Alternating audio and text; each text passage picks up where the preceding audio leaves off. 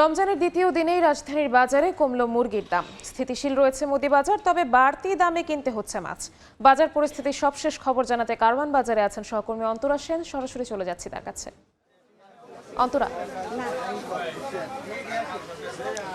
রমজান শুরুর পর প্রথম সাপ্তাহিক ছুটির দিন শুক্রবার আজ। তবে অন্যান্য সময় শুক্রবারে যে পরিমাণে ভিড় আমরা দেখতে পাই বাজারে, এখন প্রায় সকাল 10:15 এখনও কিন্তু ক্রেতাদের তেমন একটা ভিড় কিন্তু আমাদের চোখে পড়েনি। আমি এখন আছি রাজধানীর কারওয়ান বাজারের মুদি দোকানগুলোর সামনে। আমি যদি এই দিককার কথা বলি, তবে এখনও পর্যন্ত স্থিতিশীল রয়েছে এই মুদি পণ্যের বাজার।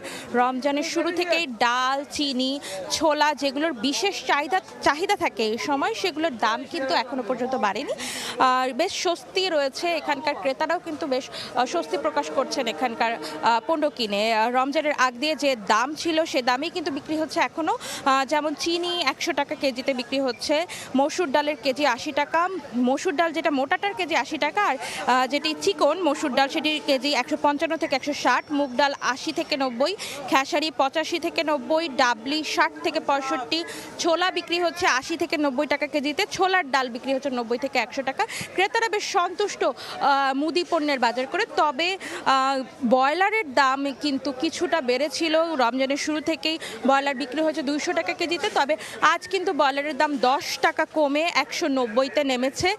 লেয়ারের দাম কিন্তু 20 টাকা কমে বিক্রি হচ্ছে এখন 280 টাকায়, যেটি 300 টাকা ছিল।